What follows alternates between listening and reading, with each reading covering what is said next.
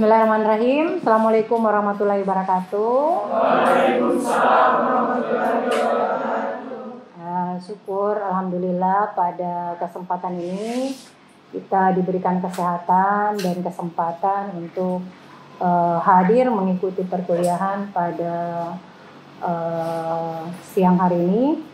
Dan tak lupa kita ucapkan salam dan selawat bagi yang muslim, salam dan selawat atas junjungan kita Nabi besar Muhammad SAW.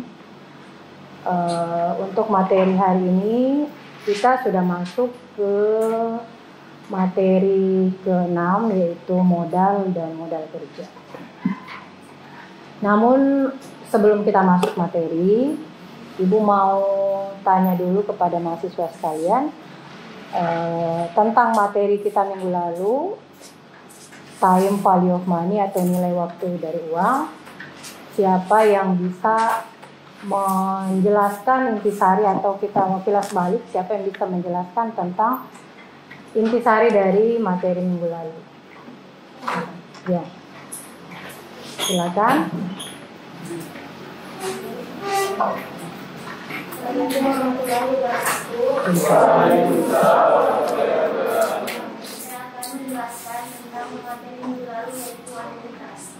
Anuitas adalah cara pembayaran pinjaman dengan jumlah uang yang sama setiap masa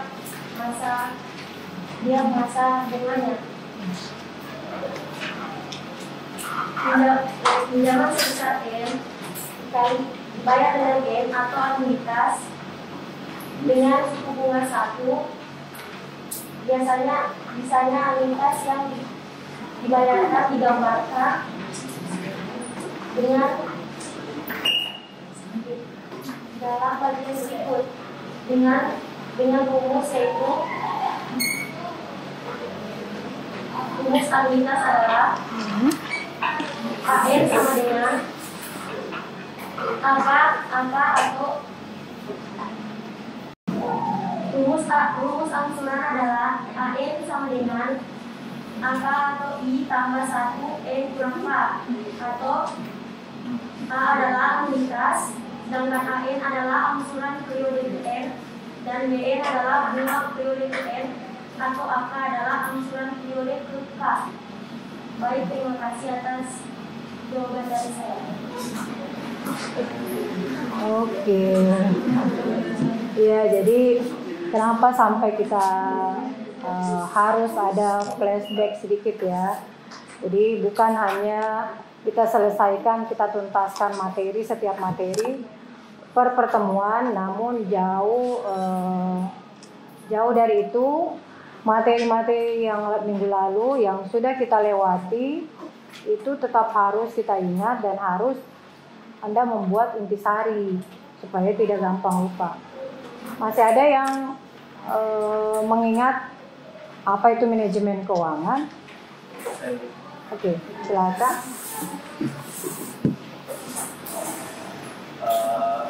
Baik, manajemen keuangan adalah segala aktivitas perusahaan yang berhubungan dengan bagaimana perusahaan memperoleh dana atau menggunakan dana dan mengelola aset sesuai dengan tujuan perusahaan yang secara menyeluruh. Oke. Ya, jadi kita mata rantainya karena kita konsepnya adalah manajemen keuangan, bagaimana kita mencari dana dan bagaimana kita mengalokasikan dana. Dan pada hari ini kita akan bahas tentang modal dan modal kerja. Jadi setelah kita tahu bagaimana cara mencari dananya, PR yang kedua adalah bagaimana mengalokasikan dana tersebut. Nah, di materi kali ini kita akan bahas tentang modal. Berapa yang kita harus tentukan modal, dan perbedaan yang paling mendasar dari modal dan modal kerja itu, modal itu adalah suatu rangkaian kebutuhan perusahaan, baik datangnya dari luar perusahaan maupun dari dalam perusahaan ya. Nah, bisa kita lihat di atas.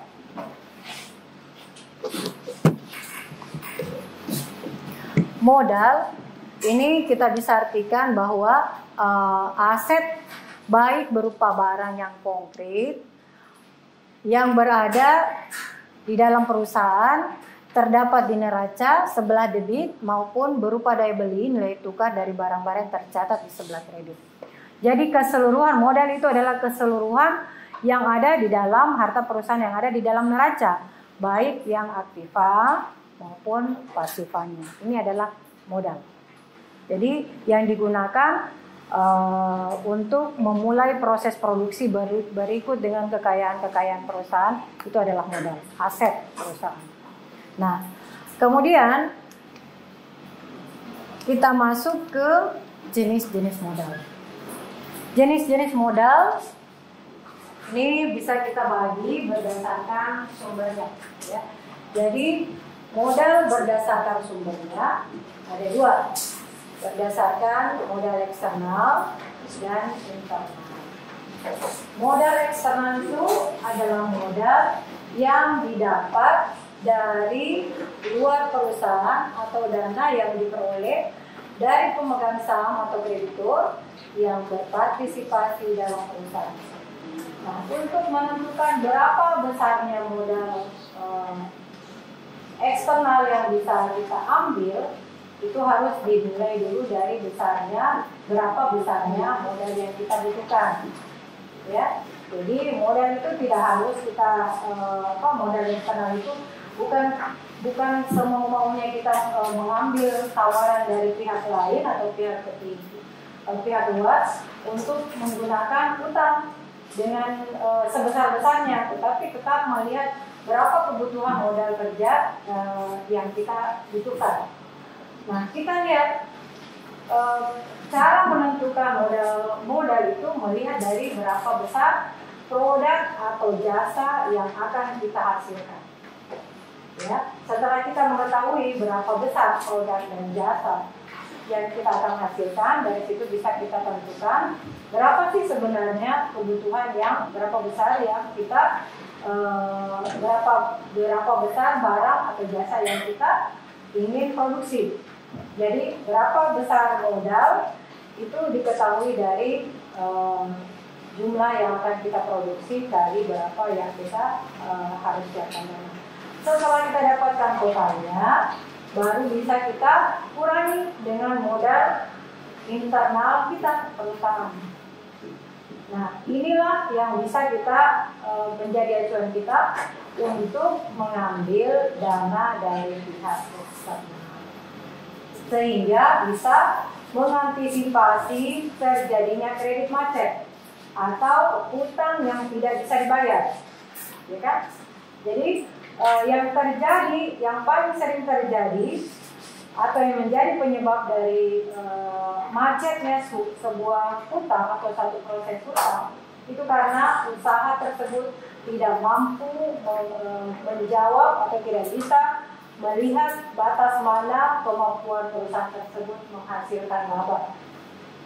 Ya, jadi proses hutang ini, proses pembayaran hutang tersebut ini adalah melihat atau mempertimbangkan kemampuan perusahaan itu untuk menghasilkan laba berapa besar dan tingkat kewajiban yang ditimbulkan akibat hutang tadi. Ya, jadi dari situ bisa kita lihat batas mana yang bisa kita tolerir untuk mengambil hutang. Kemudian dikurangi dengan berapa sih sebenarnya modal yang kita butuhkan.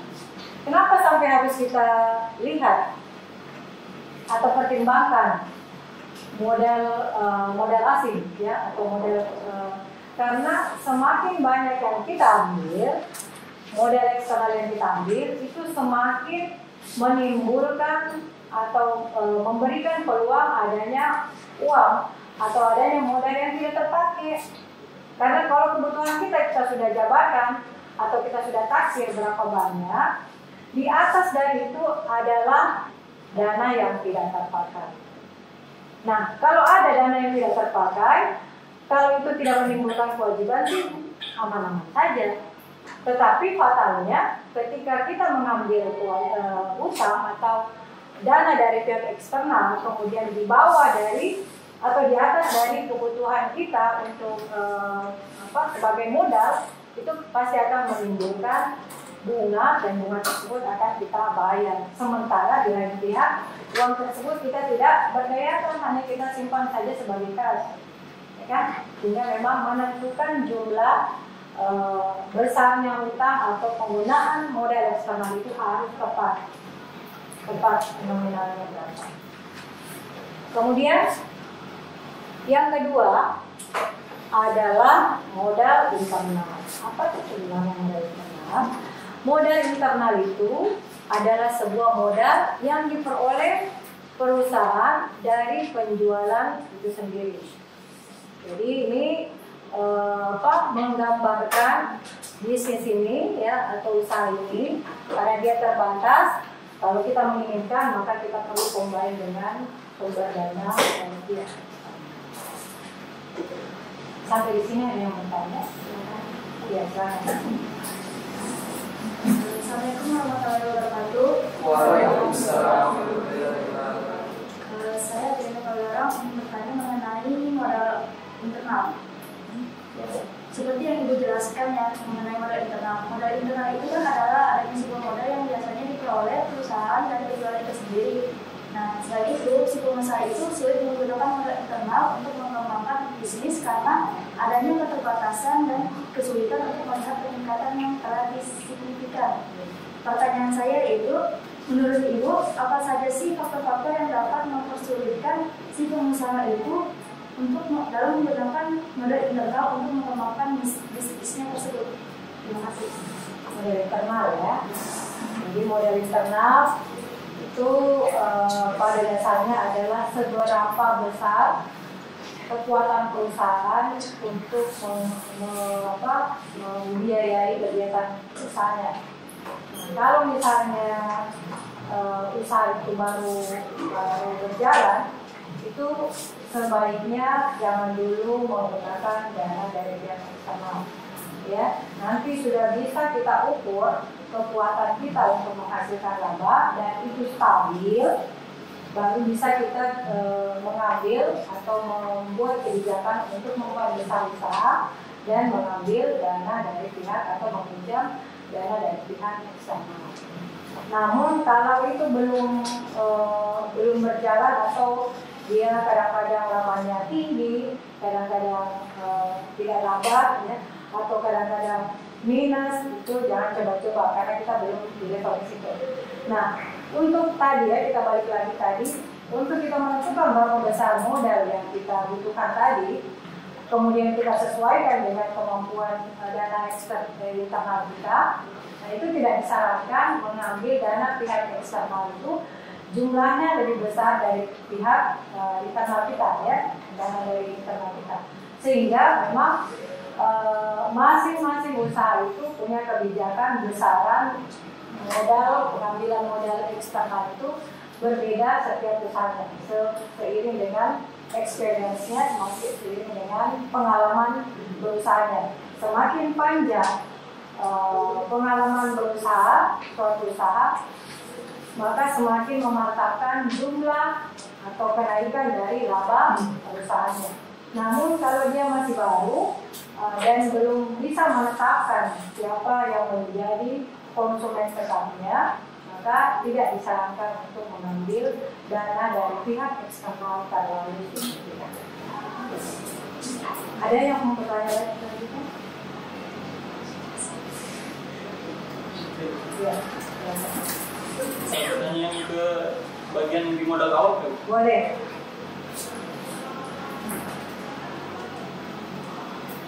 Ini? Ya. Dalam usaha itu kan apabila kita ingin memulai usaha kita meminjam modal. Ya. Apabila mau meminjam modal itu pasti ragu untuk meminjam karena takut rugi dalam memulai usaha. Nah, sarannya Ibu, sarannya untuk berani memulai usaha di usaha di awal itu apa, dan untuk berani meminjam modal. Terus yang kedua, apabila mau memulai usaha yang bagus dilakukan, usaha yang lagi viral sekarang atau yang dalam jangka panjang? Sekian, terima kasih. Oke, jadi pertanyaannya bagus sekali. Jadi apakah kita, kalau yang viral itu terkesannya kita seperti ikut-ikutan, ya? yang kita harus luruskan dulu adalah visi dan misi usaha kita. Kita mau apakan usaha kita ini? Ya kan? Kalau hanya kita sekedar ikut-ikutan, maka biasanya usaha yang seperti itu tidak bakalan sustainability, tidak bakalan berlanjut lama. Tapi kalau kita berangkat dari kegiatan atau keinginan untuk memenuhi kebutuhan konsumen, karena kebutuhan konsumen pasti tidak bakalan habis ya, selalu butuh. Nah itu yang kita lihat. Tapi kalau kita berangkat dari viral gitu ya, nah ini yang biasanya tidak bakalan lama. Kenapa? Karena selera konsumen juga berubah. Jangan sampai kita sudah masuk ke bagian situ, bagian usaha tadi, ternyata sudah tidak viral. Lain lagi yang viral, makanya kita mau pindah lagi ke situ, ke proses yang selanjutnya. Sementara modal yang kita siapkan untuk kegiatan usaha tadi itu tidak sedikit.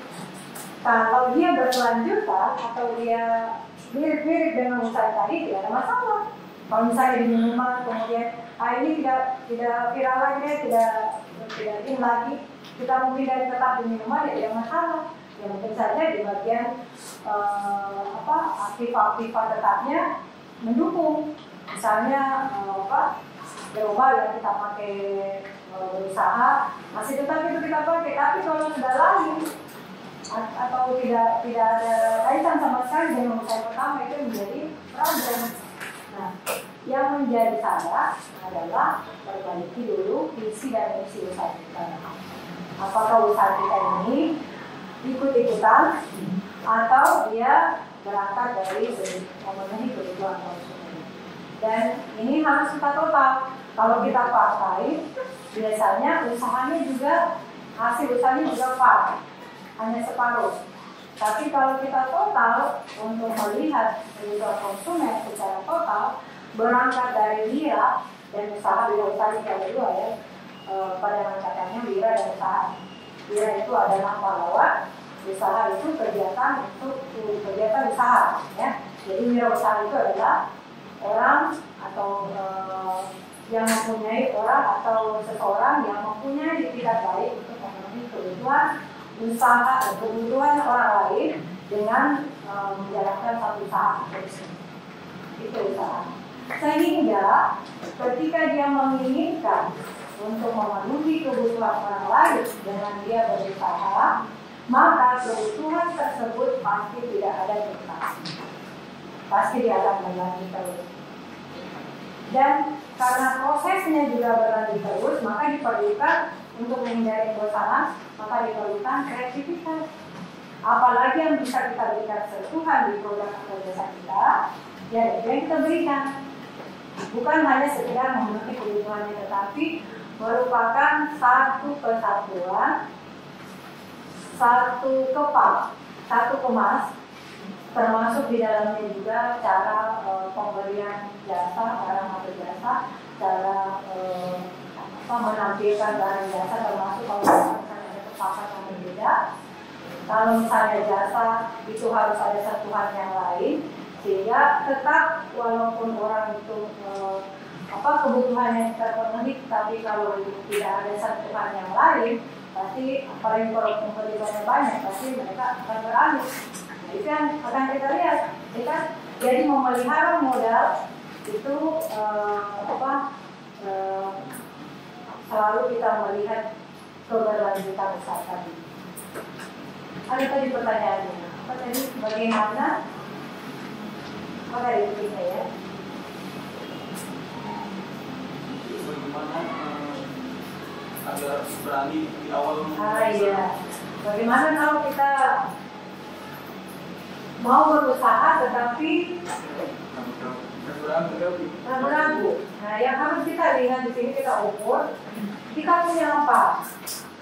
Kita punya apa? Kalau materi tidak cukup, apakah kita punya keterampilan, kita punya skill, kita punya keahlian lain yang cukup menjadi dalam tanda kutip jualan kita, ya, walaupun misalnya kita dalam materi belum bisa, tetapi kita bisa join dengan pihak lain yang tidak punya atau kurang dalam hal keterampilan dan keberanian, tetapi punya dalam hal materi. Kita bisa kembali, tinggal Anda yakin tidak dengan kemampuannya. Dan cara melihat atau meyakinkan diri kita bahwa kita mampu, kita harus terjun dulu, menyukai dulu apa yang kita akan usahakan. Berangkat dari situ, kalau kita sudah tahu seluk-beluknya usaha tersebut, kemudian kita sudah bisa hitung modal yang bisa bergerak untuk menstabilkan itu bisa memantapkan kita untuk maju, membuka peluang usaha. Gitu ya. Oke, masih ada yang bertanya? Nah, ya. Jadi oke, mahasiswa sekalian, untuk pertemuan hari ini kita cukupkan sampai di sini. Dan sebagai penutup, Ibu harapkan kita semua untuk tetap menjaga kebersihan kesehatan, menjaga tetap menggunakan masker, menjaga jarak, dan kita tetap memperbaiki pola hidup sehat. Semoga kita minggu depan dan seterusnya tetap dalam keadaan sehat dalam hubungan yang kuasa. Serta minggu depan kita akan flashback kembali materi yang kita sudah jabarkan, kita sudah bahas ini, sehingga ini adalah satu rangkaian mata kuliah ini adalah satu rangkaian materi-materinya yang tidak putus per materi, namun dia berkaitan satu dengan yang lain. Mengakhiri kuliah kita hari ini, marilah kita berdoa menurut keyakinan dan agama kita masing-masing, dan siapa yang muslim untuk membaca Al-Quran.